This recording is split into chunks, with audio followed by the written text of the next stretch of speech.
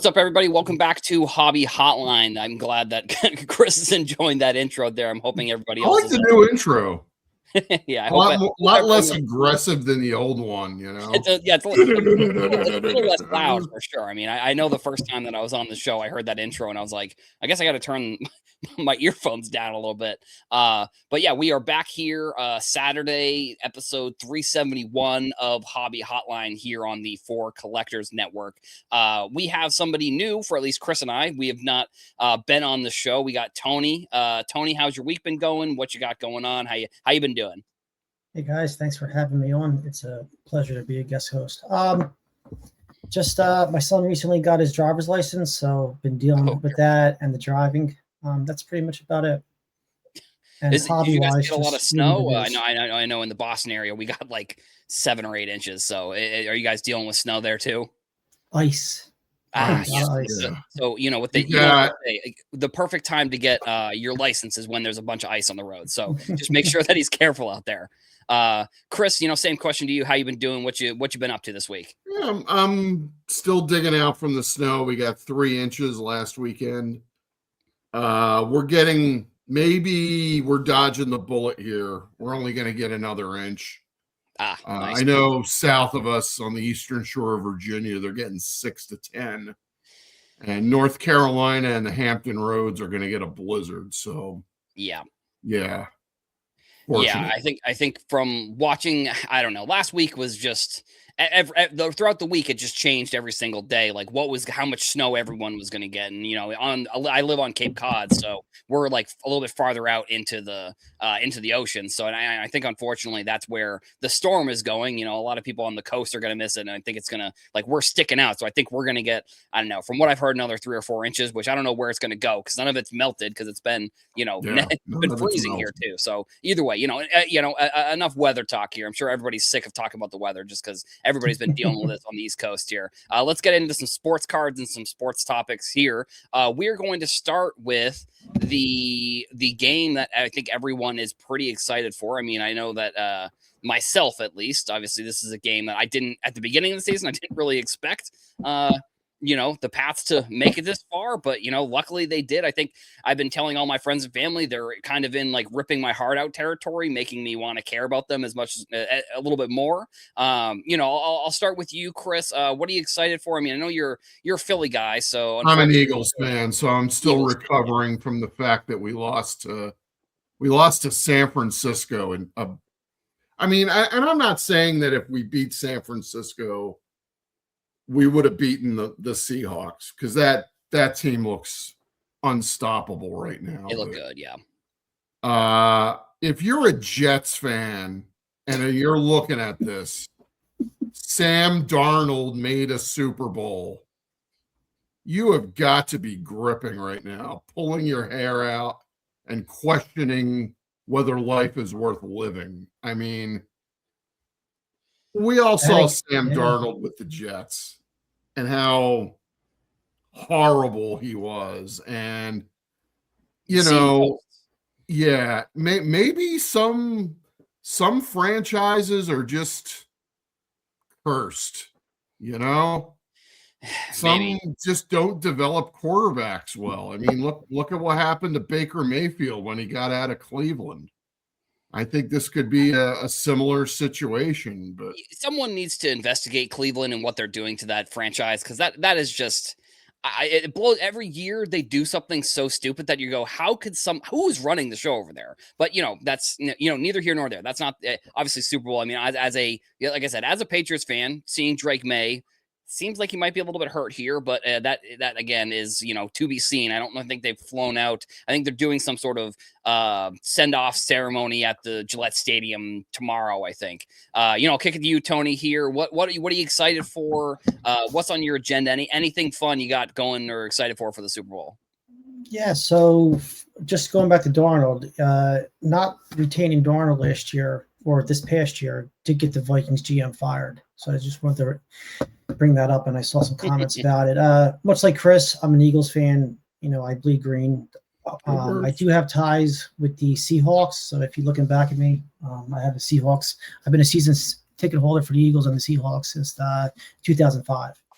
So those are my two NFL teams, but the Eagles are above and beyond my top team. So with this go around, I get to root for the Seahawks just because I'm not a Patriots fan. But it's going to be a good game, hopefully. That's all I care about. Yeah, just when everyone was excited that Mahomes wasn't going to be in the Super Bowl, the Patriots come out of nowhere and somehow make the Super Bowl after being one of the worst teams in the league. And I know from a Jets curse perspective, I saw some tweet that was like 2 years ago, the Jets played the Patriots. I think it was either in Gillette or at MetLife. I think at MedLife, whatever. And it was snowing, and they celebrated by doing snow angels, and that ended up bringing the Patriots record to the point where they could draft Drake May. So it seemed like, there's some sort of curse with the Jets. I don't really know. So, Chris, from a card perspective here, something that I think is interesting about football cards in general, obviously it's going to be quarterbacks. Are there any, do you think that position players, because of a Super Bowl, or the quarterbacks because of the Super Bowl, really are going to see any type of jump? Or, something that I've seen is like most of the time the prices are already pretty baked in. So is that something that you're seeing also, or what are you kind of, what's your perspective on prices here with the Super Bowl? I think with Drake May, the price is pretty much baked in. I think a lot of people really gave up on Darnold a couple of years ago. And there's still maybe some more room to grow there. As far as other players, Jackson Smith and I want to get this right. JSN. Just go with JSN. Is he a little bit undervalued right now? Do you think? I mean, he is like potentially one of the best wide receivers. I don't know if I'm going to say all time, because he's only in his third season, but like this year, I think was one of the most efficient in terms of like total catches and the amount of yards, the amount of touchdowns. So I don't know. I mean, he was number one in fantasy, I think, for wide receivers. He's pretty impressive. So yeah, I don't know. I think it's good thought there. And he's had a couple of $10,000 card sales with the Kabooms and the other cards I saw recently. Right. And so, Tony, you were telling us before the show that you are into Super Bowl tickets. So, I'm not a big ticket guy. I don't know if Chris is, but like, give us a little bit of a rundown there on like what you look for, stuff, maybe some tips if people want to get into tickets, stuff like that. Just kind of give us your expertise a little bit there with that type of stuff.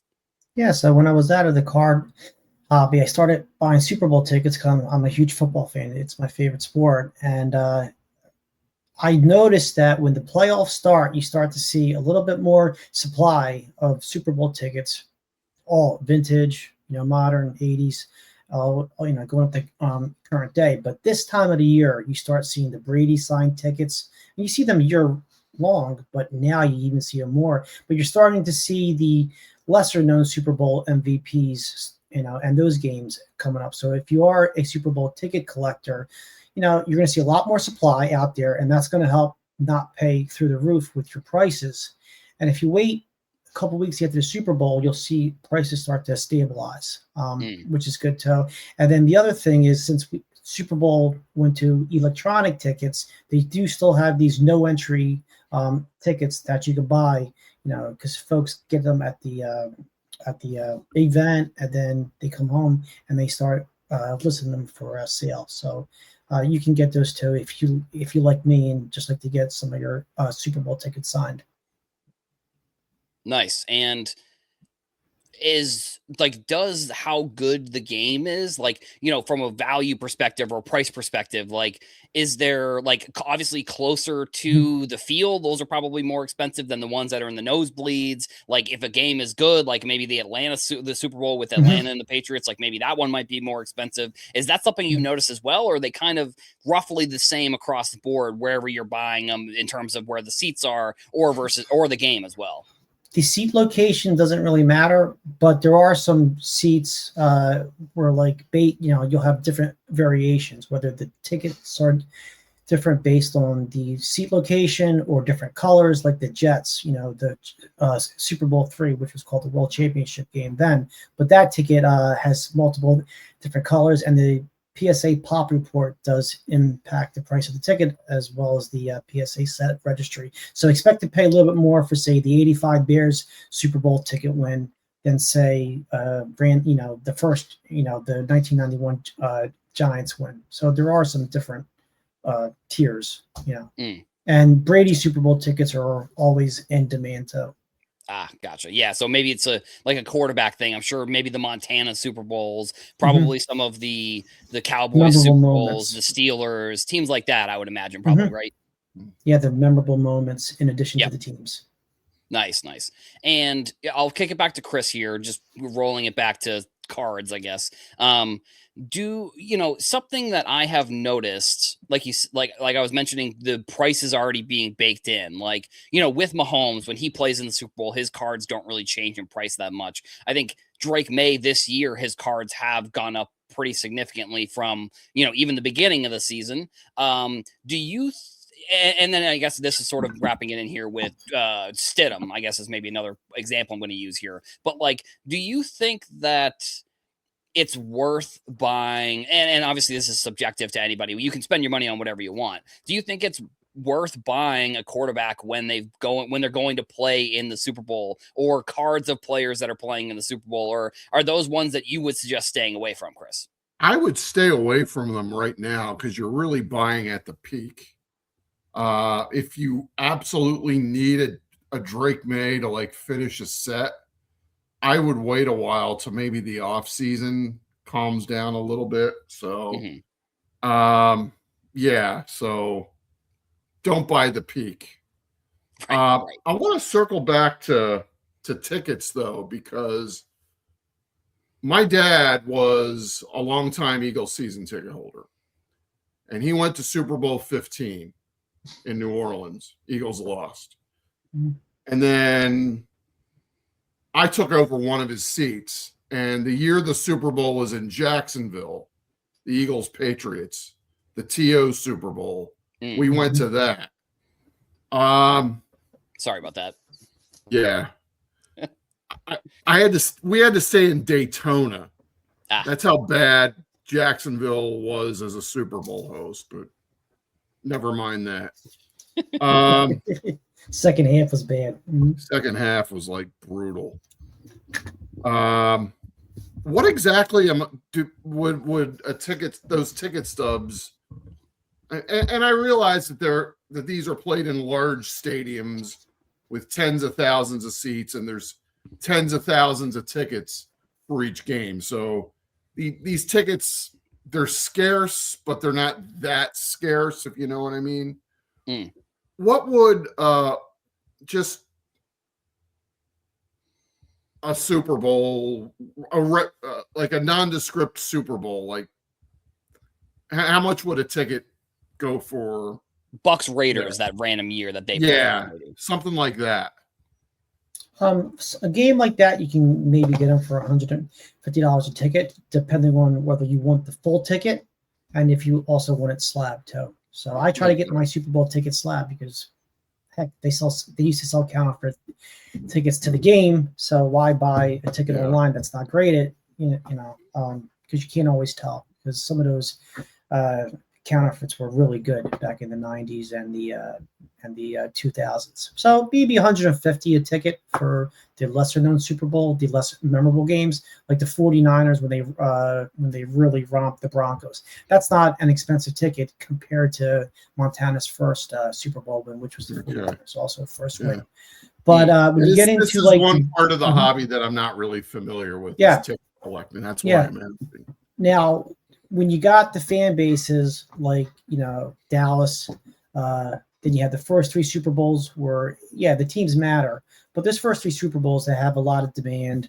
So it really goes by how the game was memorable, and also who won with the fan bases. But for the most part, and I hate to say this, but the PSA set registry, their weighted average for that Super Bowl set registry does impact the price. So if you see like that Bears one, I forget the weighted average. It might be like a 1.5 or something, like maybe a 2 or something. But all the other Super Bowl tickets from the 80s and the 90s, they might be like a 1 value in that. So I would use that as like a starting point. Yeah, I mean, I think tickets. You'd also mentioned jerseys as well. Is it like similar with jerseys where there is like maybe one price you're paying? I mean, obviously, the quarterback is going to be more than maybe an offensive lineman, but that was another thing you mentioned before the show, Tony, was you collect jerseys and Super Bowl jerseys as well. So are you like buying Eagles replica jerseys or like the actual? Oh, sorry, what were you say? Eagles jerseys only. Eagles Super Bowl jerseys only. Yeah, but gotcha. No replicas. I don't have any game used football jerseys. I have a game used Steve Jeltz Major League Baseball jersey for the Phillies from 1989, but I don't have Super Bowl jerseys game used. But for the replica jerseys, that's another thing. I bought a Nick Foles jersey after we won the Super Bowl, and it was too big. I lost a little bit of weight, didn't fit me anymore. It was too long, and I had to wait a couple years for it to surface, a medium-sized jersey. And then guess what? Around this time, those Super Bowl jerseys, older ones, they do come on eBay and you can find your sizes. So much like the tickets, the supply just tends to go up right after Christmas onto the big game. I bought a David Akers jersey in Jacksonville that weekend that had the Super Bowl patch, a replica, of course. And I think I still have it somewhere. Yeah. My son, when we won the last Super Bowl, the Eagles, February 9th, that's my birthday. So my son got me the jersey up there, Cooper DeJean jersey with the Super Bowl logo. It was delivered after my birthday, obviously. But that's, if you can't get them at retail, then you got to wait until they come on eBay.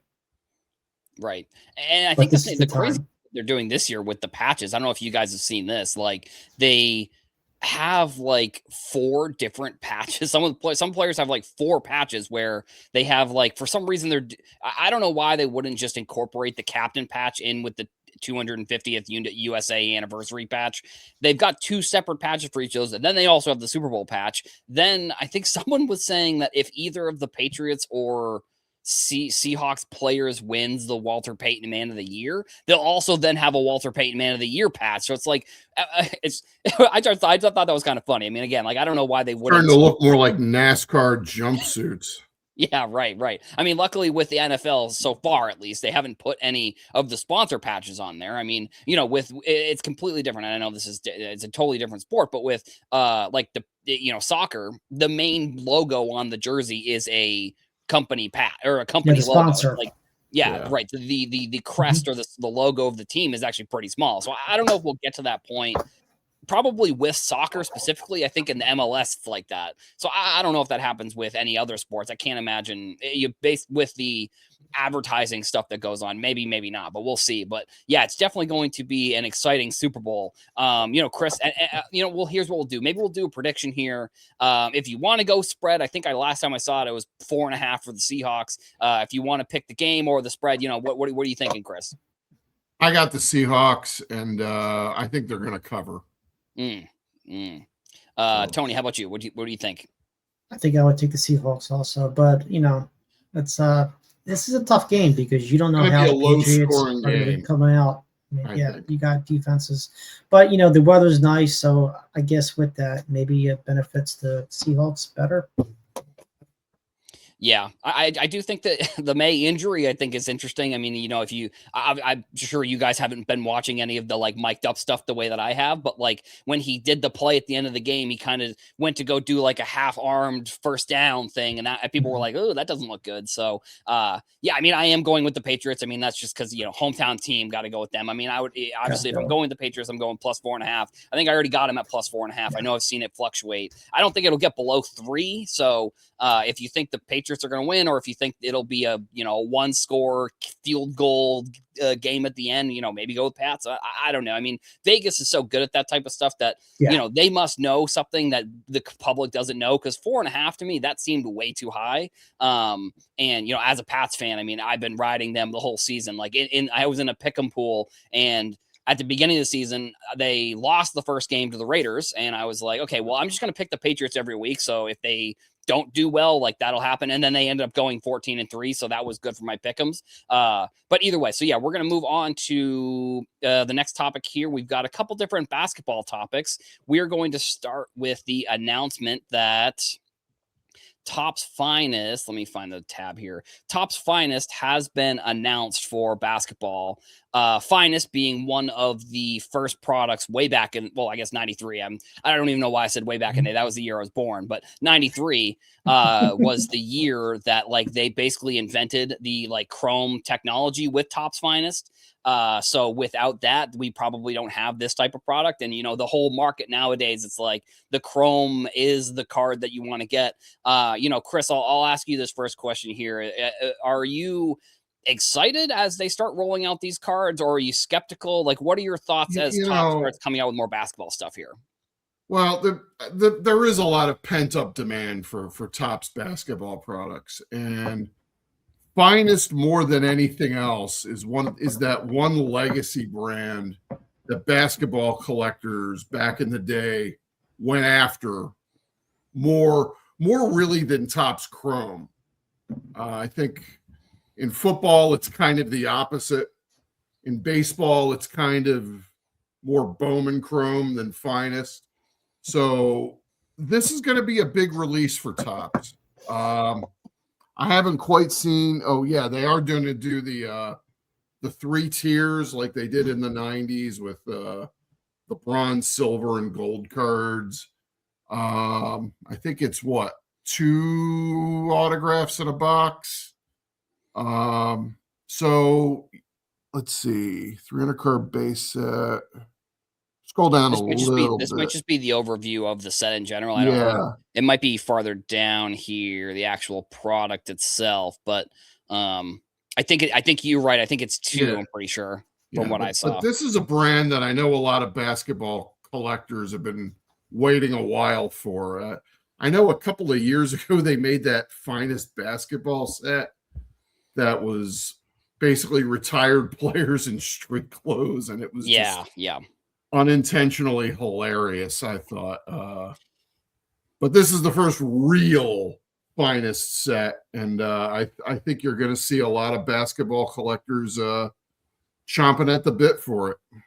Yeah. I mean, correct me if I'm wrong. I think that this was like back in 2022 or 23. I remember like players like Dirk Nowitzki and like a couple other retired players were like signing and posting the pictures on their Instagram, if I'm not mistaken. So like Finest was one of the first basketball products that Topps came back with when they first got into basketball. Obviously it was unlicensed back then, and it was, you know, like you said, it was a lot of the retired players. So yeah, I mean, I think it's going to be a cool set. I mean, Tony, what were your thoughts what are your thoughts on, you know, Topps basketball and their rollout so far in general? So I helped Rayful Philly with the basketball card Hall of Fame. And with our first one we just had, I picked the cards, looking through different magazines and doing questionnaires on the internet. So that helped me learn and I should say educate myself about 90s basketball. So now I'm kind of associating 90s basketball to what's going out now. And I'm looking at 90s Topps cards. And, you know, I think I want to see like the atomic refractors. Like I have the Wilt here. I know it's hard to tell. This is from the 96 Topps NBA set, Finest set. But there's 5 Topps products coming in, now. And then there's the new one coming out, which you have on the screen now. It just, you got to go with what you like. Now, this is not so much my game, but, you know, I talked to my son about it, and he says, yeah, you know, these and he's 16. These basketball cards are really cool, but he prefers the football cards a little bit more, just sport-wise. But again, you know, if you can get, like I'm seeing cards that look like the kabooms that Panini puts out, but I want to see stuff like Topps did in the 90s, just like what Chris was saying, and maybe even something like a PMG-like card without, you know, copyright infringement or patent infringement. Well, you know, there's going to be a slew of parallels because it's a Topps product. So right. You shouldn't have to worry about low-numbered parallels here. But But I do want to see Topps pay more attention to what has worked in the past, like the etching.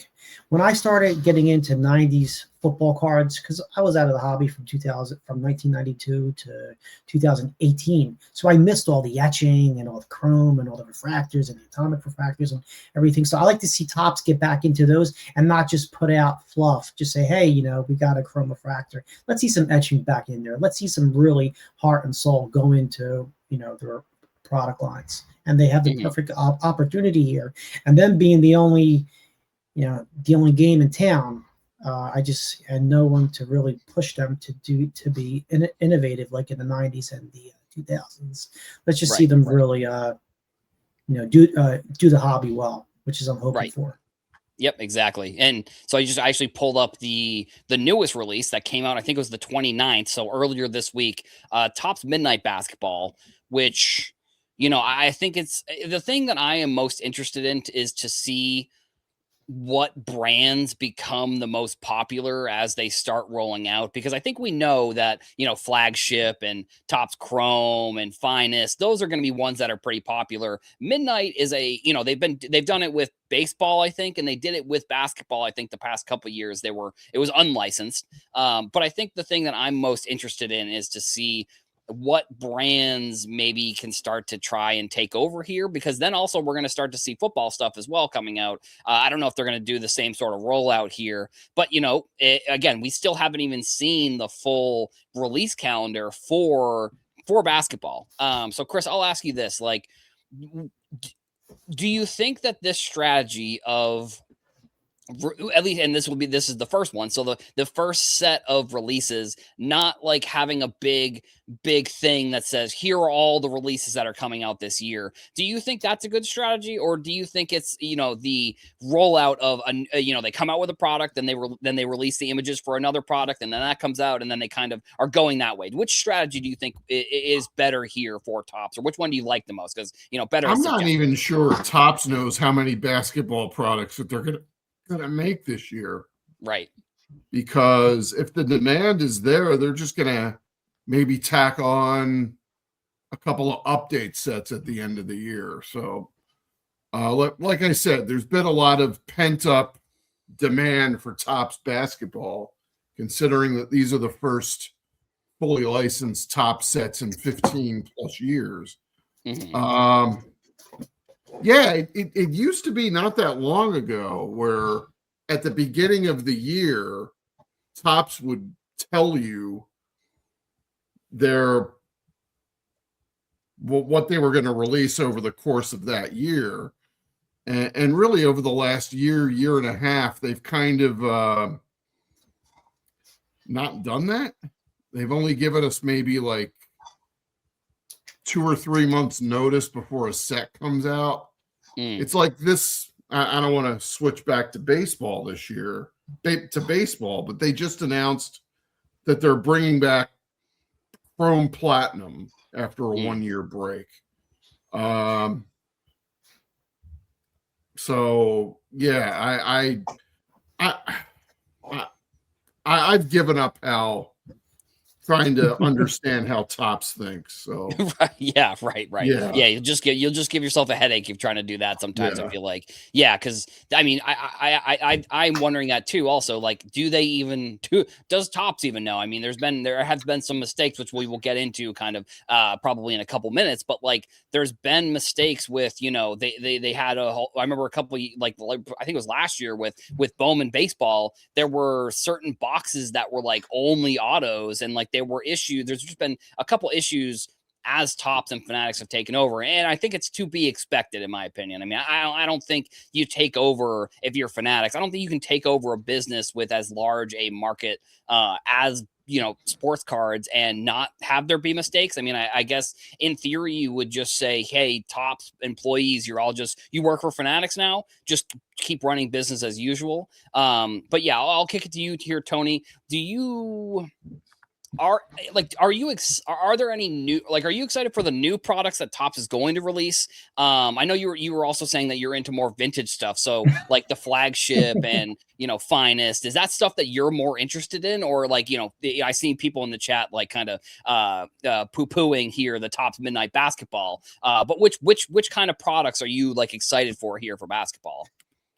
Vintage. And when I say vintage, I probably mean 1980 and older. And really 80s pushing it for me. I'd rather go into the 57, 61 and top starting with 69. But and also some of the food issues, just like the cons. But with the new basketball stuff, like these are what the kids want.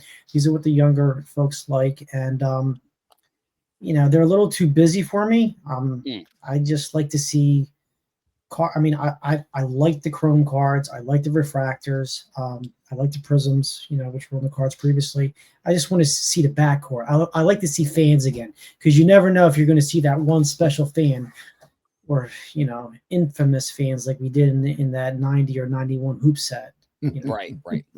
And those types of cards. But, if they want spaceship, outer space, Space Jam looking cards, this is what people want. So I think Topps, this is the second year of Topps basketball. We got the football coming out. I just think they're just trying to really first year license, but second year doing basketball cards again. Right. But I think they're just trying to, the Fanatics era is a lot different than the Michael Eisner Topps era. And they're just trying to throw things against the wall and see what sticks. And I think we're going to see that for the next year or two until they finally stabilize, and maybe then they can get out to a schedule that we all could grow to get accustomed to.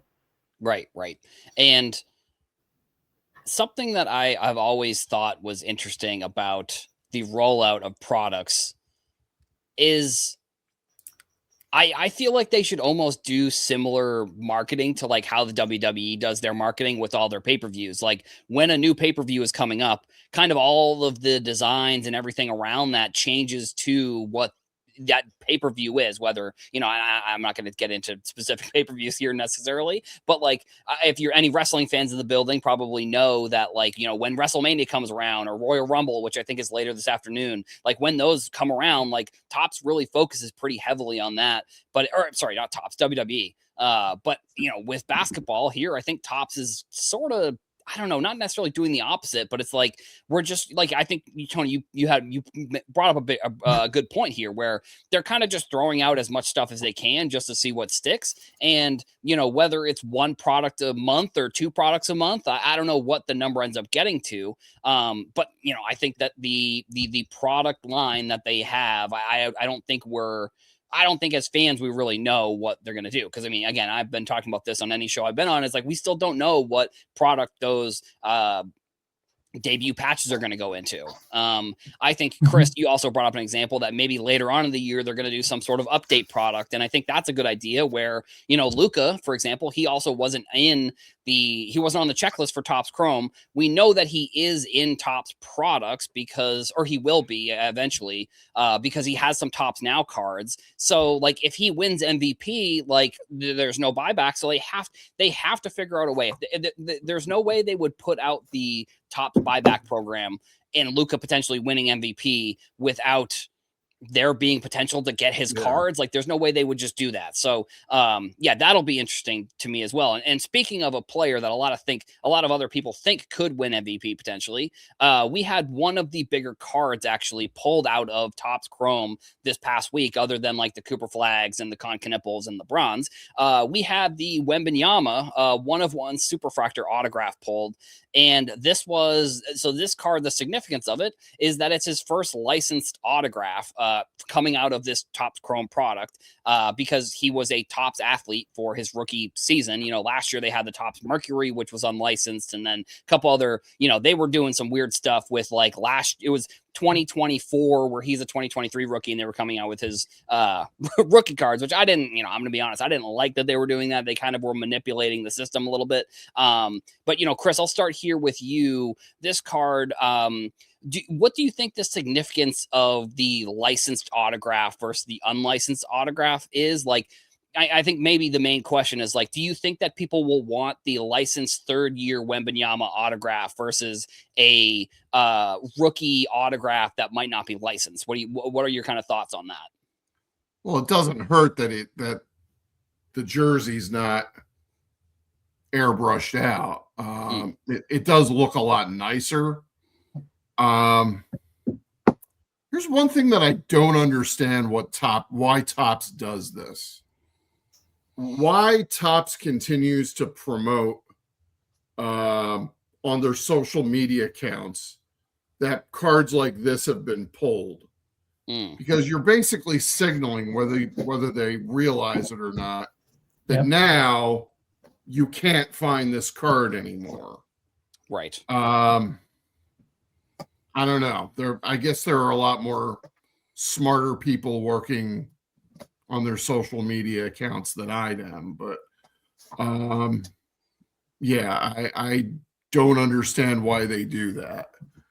Because now you're saying you can't find this card in a pack anymore. So and Tony, I'll actually ask you this, Tony, kind of a similar question statement, sort of to what Chris said. What do you think that's like? I don't know. It's I'm sort of trying to figure out the exact question here. Do you think that it's good that Topps does that because maybe it brings down the prices of the boxes? And do you think that there should be more transparency? Like, that's something that I've thought is like that they should have some sort of database. And I know that there have been people that do that with the debut patches, but do you think that there should be more potential transparency with like when cards are getting pulled and figuring out how to do that potentially?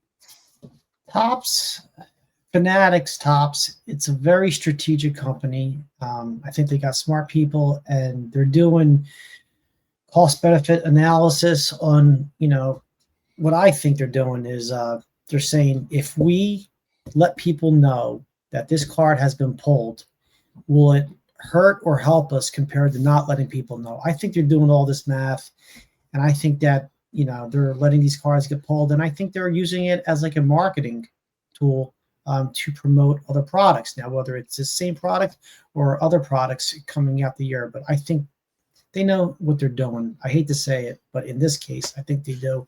And they don't care if they let people know. They think that the demand will still be high. And just my 2 cents. I mean, maybe I'm giving them a little too much credit.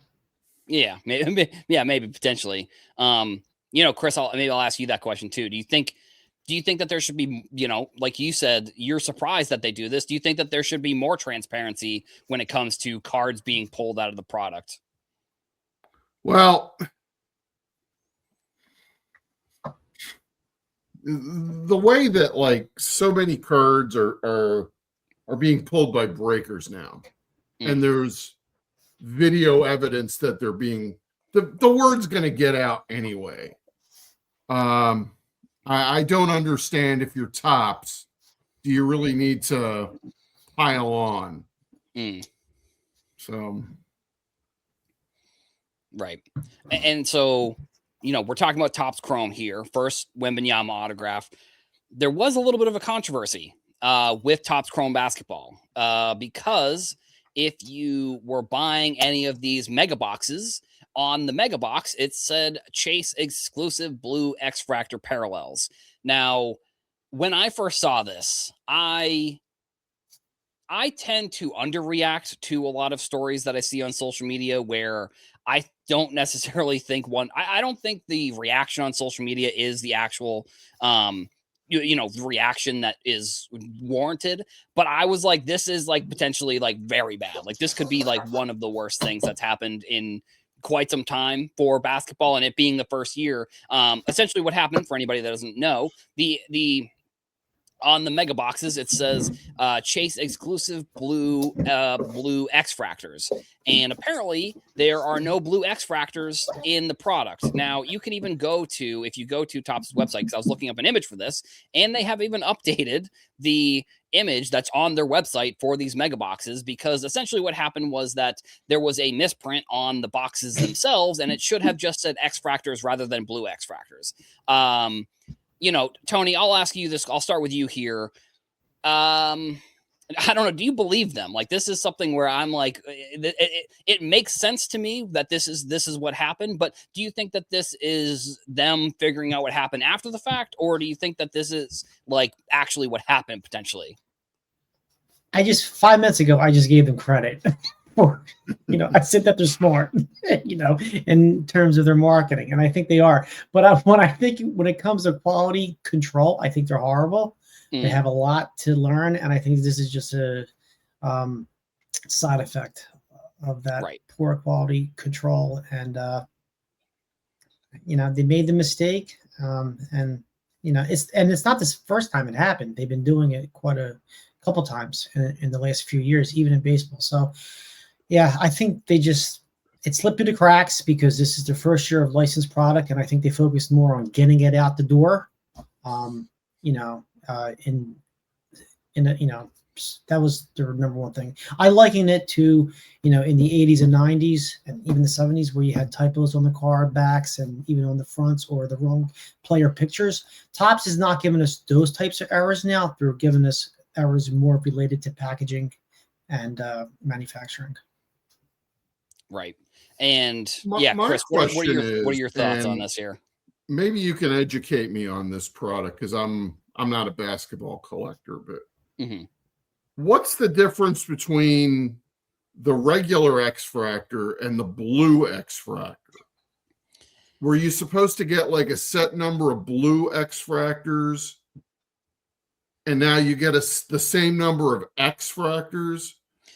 What's going on here? I feel like that's probably the case. I mean, Topps came out with a statement essentially explaining that it was just a misprint on the boxes itself. That the blue X-Fractors didn't, I guess it was maybe a separate sheet. I don't know what they were numbered to, or if they were numbered at all, but apparently somehow the blue X-Fractor didn't make it into the product at all. And if that's the case, I sort of am more inclined to believe that it was just a misprint on the box from Topps. Because if a whole set of, because that's what people were noticing. People essentially came up because people were like, it says blue X-Fractors, but there like aren't any to be found anywhere. Like you couldn't find them on eBay. So if they don't make it into the box, that's where I am more inclined to be like, well, yeah, probably Topps did just make a spelling error, or they made some sort of last minute change that, or they just forgot to make them blue. But yeah, maybe. I mean, right. That could be the case as well. I mean, like, the thing with Topps and Fanatics, like I've given them credit for a ton of different things. I think that it is tough for companies that are that size, because you have a bunch of different departments that are working separately, kind of, because you can't have the product people, the shipping people, the design people, the marketing people. They probably aren't all working together anymore. They may have when Topps was just not owned by Fanatics, because I don't, it's one of the stories where it's like you don't really know if this has happened in the past, really, unfortunately. So I don't know. It's a mistake that Topps came out and said what happened. Hopefully, I don't know. Hopefully that is the truth, and hopefully that is the case, because I have a sort of another story that Chris, you brought up here, sort of transitioning to the baseball, which we'll get into a little bit after this. But apparently, and I don't know if this is the right box, Chris. I know that there was an issue with they changed some of this info. Yeah.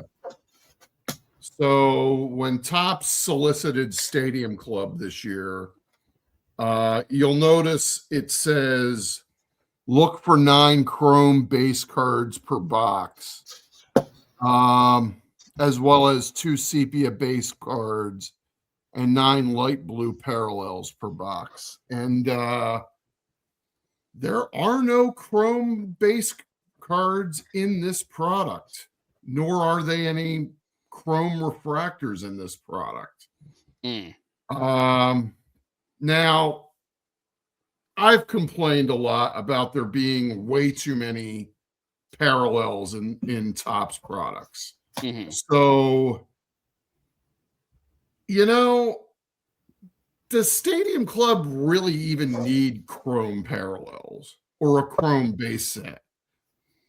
To me, it just doesn't work. It just doesn't fit, I know when Stadium Club was its own, Stadium Club Chrome was its own separate brand. Did it really set the hobby on fire? Not really. When Stadium Club just had chrome parallels in it, was there really any real demand for it? Probably not really. I mean, this to me seems like they were planning on putting chrome in the product. I do believe that there are chrome autographs in this product. It's just that, you know, with all the bloat in a lot of top products nowadays,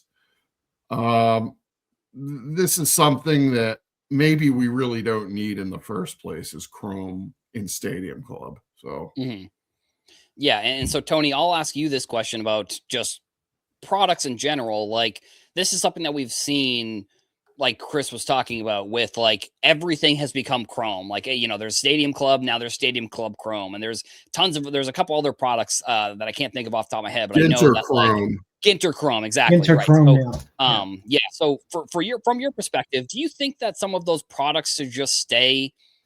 Like, do we need so much chrome? Like, that's maybe my question. Cause you know, you said being a vintage collector here, like none of the cards I'm assuming that you have would be chrome, you know, if you're going like old. So like, do you think that's something where we don't need as much chrome? There are brands that can be chrome, but there's brands that we can kind of just keep the way that they are. Yeah, I like the chrome cards, but I think that you should have some products that don't have chrome, because I mean, when you told a friend or a family member, hey, I got this in chrome, that was a big deal. Now they're making chrome like commonplace. It's just, they're taking the luster away from chrome. That's why I was saying, well, you know, now you got chrome sapphire or this. They're making new chrome as a variation. Now they have variations of chrome in addition to the different colors of chrome. It's just too much. But we can't keep up. And I'm with Chris on this. I think you can have some products like Allen Ginter and Stadium Club where the photography or the niche items as part, you know, on that checklist could be enough. You don't need the chrome. Right. And, you know, I think, you know, 1 million Cubs, obviously a great Twitter account if you have not followed them. They brought up a great point that collectors don't want paper, or I mean, young collectors don't want paper. You know, is that, I mean, I'm not considering myself young by any means. I think that, like, when I went to the National a couple years ago, younger than us. when I went to the National a couple years, well, I've been to them a couple times, but like one of the first times I went, there was a 15-year-old when I was, you know, maybe 25. And for me, I was like, that's a young kid. And he had he had like a crazy amount of Mahomes. Now, granted, it was probably like his parents paid for the Mahomes cards, if I'm going to be honest, but like the young collector, they want the shiny cards. Like, is that something that you think is, Chris, like, I'll ask you this question. Do you think that's, you know, is Stadium Club really a brand for young collectors? Right. I think that's a great point. Is Ginter for young collectors? Is Heritage for young collectors? No. I mean, these are brands that traditionally have been for traditional card collectors.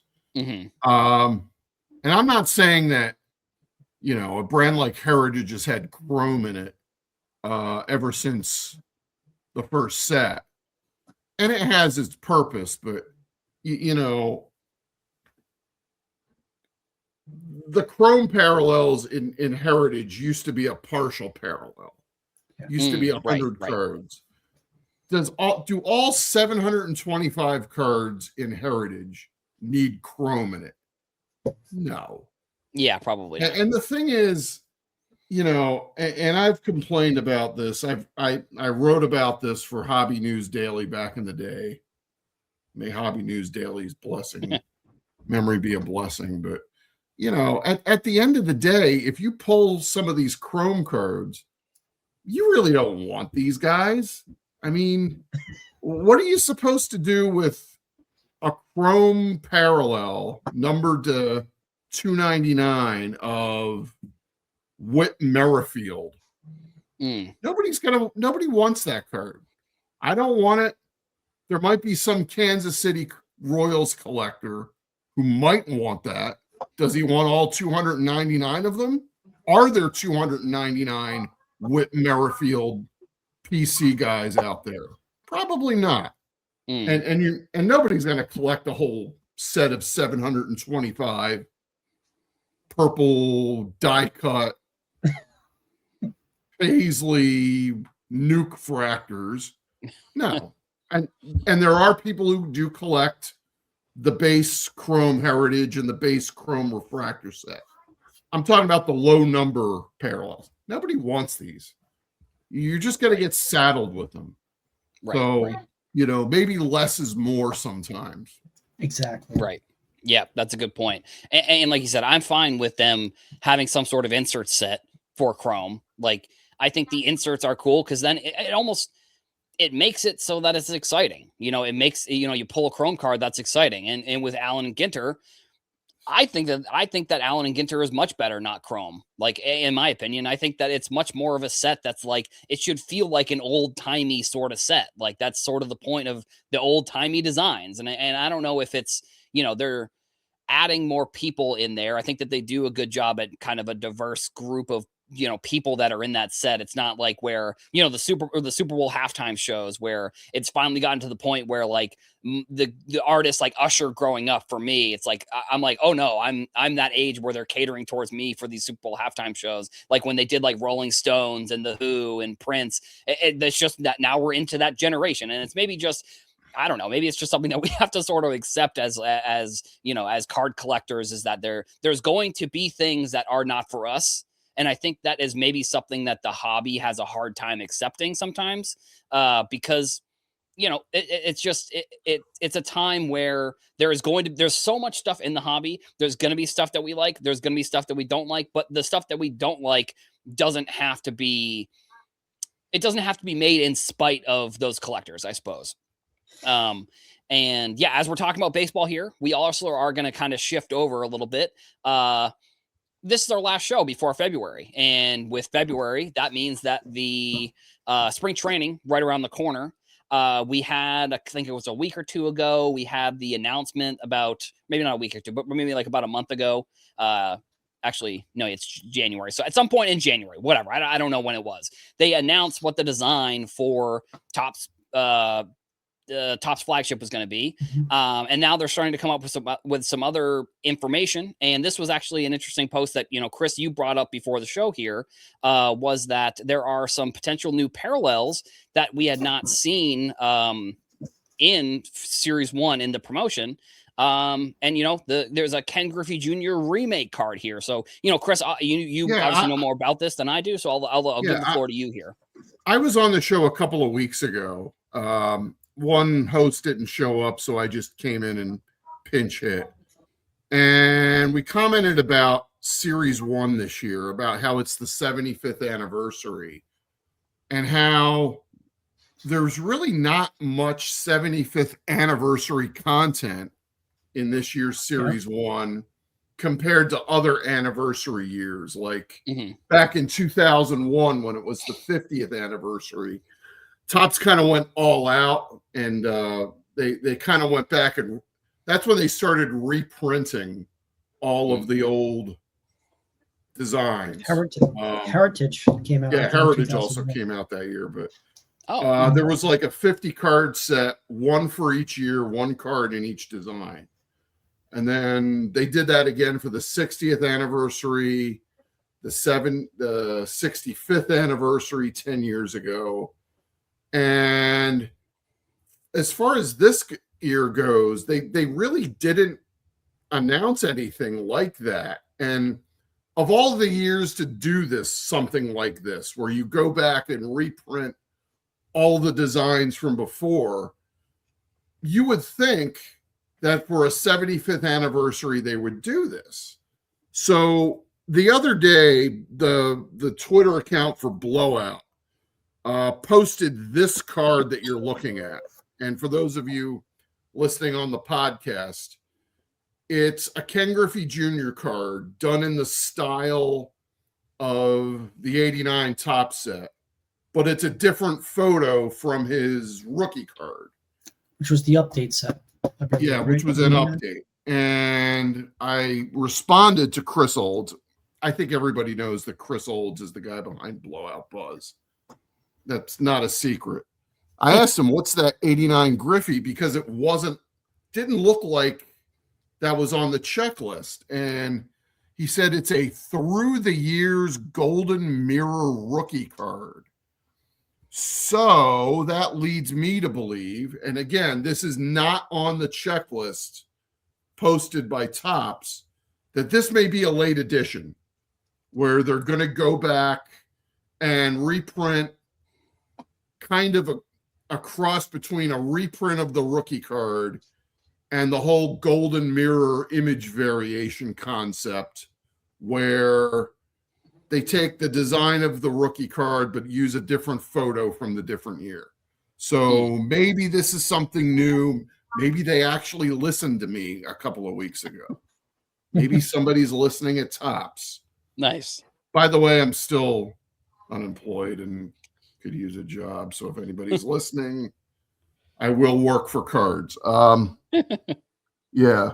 So maybe they're listening. I don't know. I like this. Yeah. It's different. It's not another reprint of his 89 Topps traded card. Right. So yeah, Tony. So for you, are these types of inserts, like the throwback inserts that they put into the new products, are those ones that interest you at all? Or I mean, just from a baseball perspective, are you like a baseball card guy? I mean, I feel like baseball cards and sports cards are kind of synonymous, but like, what are your kind of thoughts here?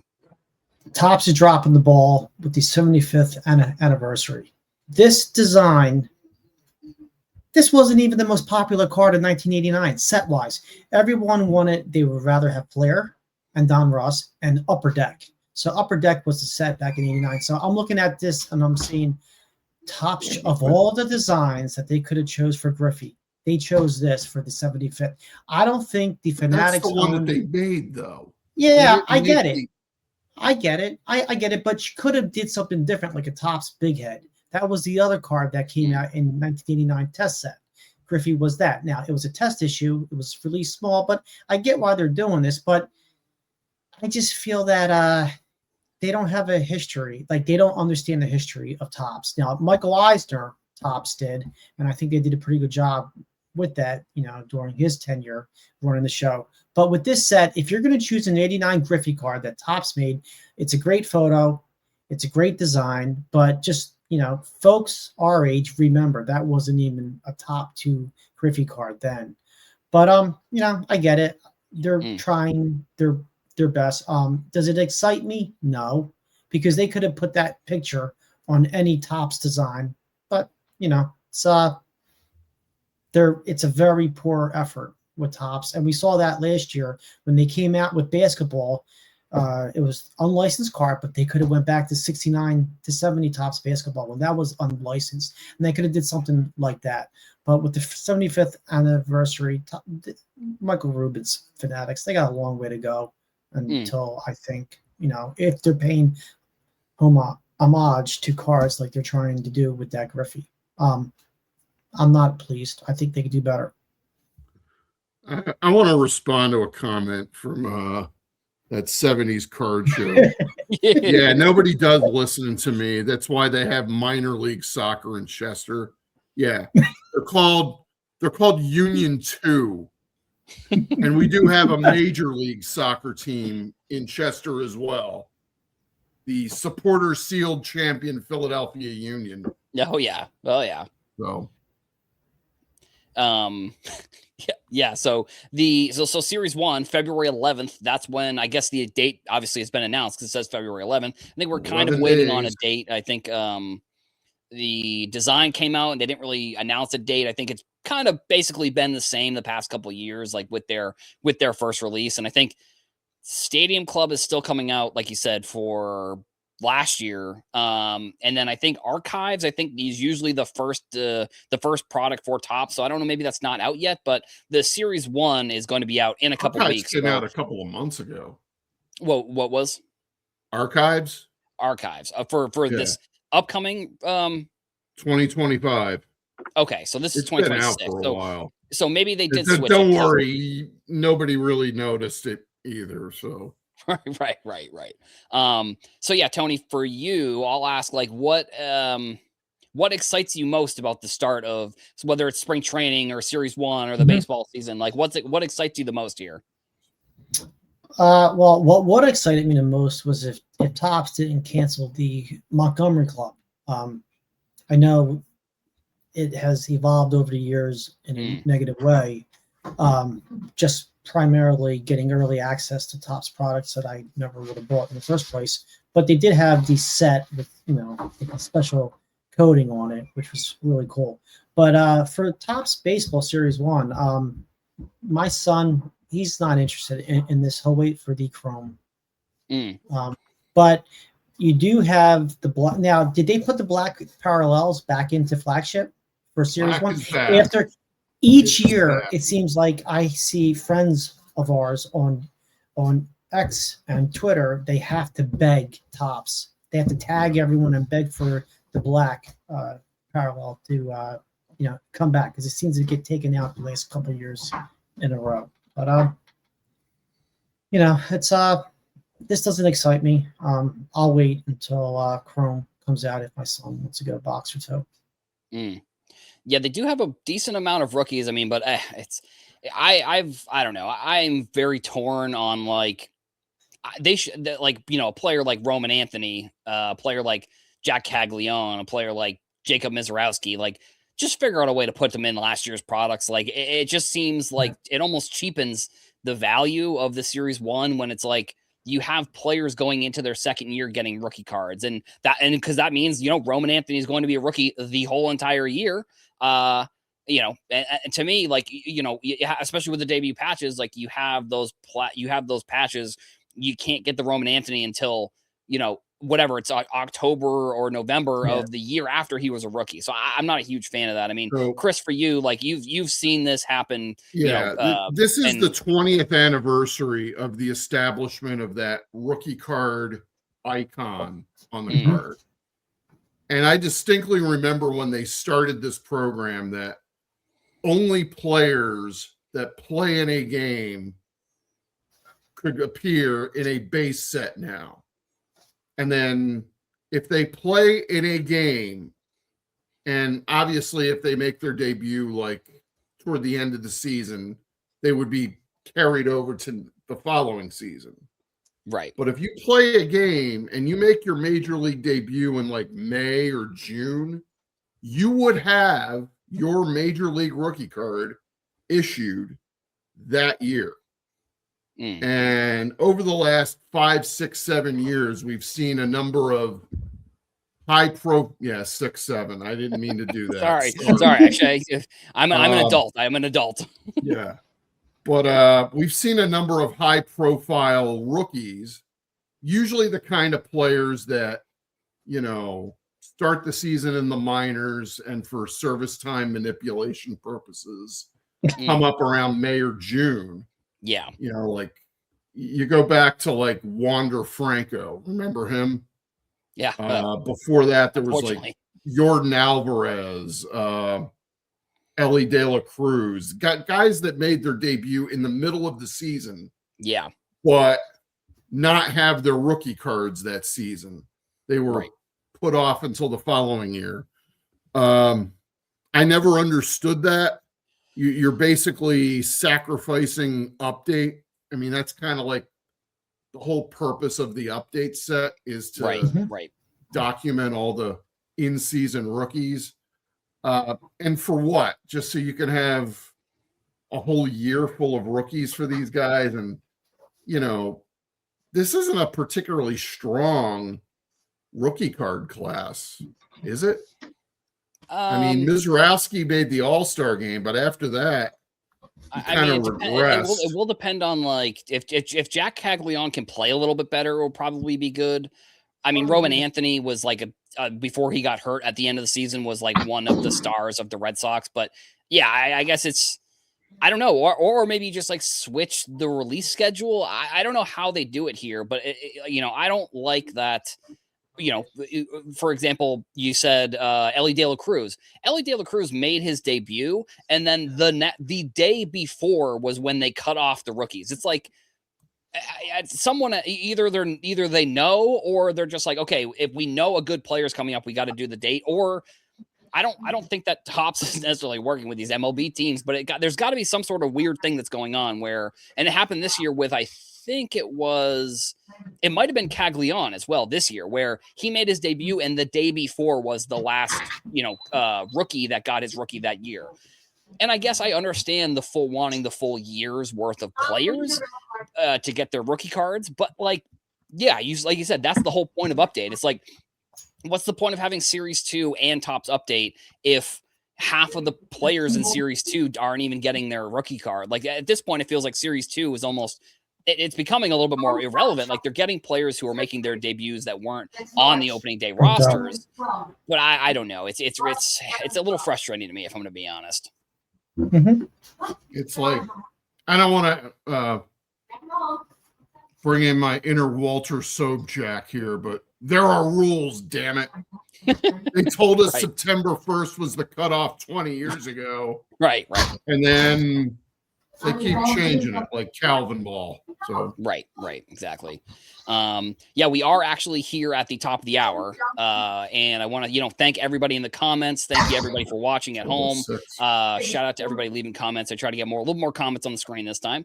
I think I'm actually back next week. So we'll kind of do, Super Bowl talk will be similar next week because the game will be the next day, but hopefully we'll have some more news coming up. We won't be doing a spring training preview when spring training starts in 3 weeks. But either way, I'll be here next week. We'll go back around the horn here. Chris, anything you want to promote? Anything you got coming up? I don't know when I'm on next because I'm not on in February. Okay. Anyway, follow me on Stalgum and on what used to be called Twitter. Baseball Cardpedia for all your reference needs. I will work for cards. I'll say that. Nice. And then, keep on rocking in the free world, folks. That's right. Tony, same question to you. What you got? Anything you got coming up? Anything you want to promote here as we're kind of wrapping up the show? Yeah, nothing coming up, nothing to promote. If folks want to follow me on Instagram, TJ is online, and YouTube, I'll eventually get to making another video within the next year. Nice. Like I said, make sure to come back here next week to For Collectors, episode 372. I'll be here as well. If you enjoyed the show, if you didn't, sorry, but I'll be here next week for all the people that enjoyed the show this week. Thank you all for watching and listening. Thank you all the comments. Like I said, make sure to come back here for Collectors next week, every Saturday at 11 a.m. Eastern. We've got Hobby Hotline. Thank you all for watching, and we will see you all in the next one.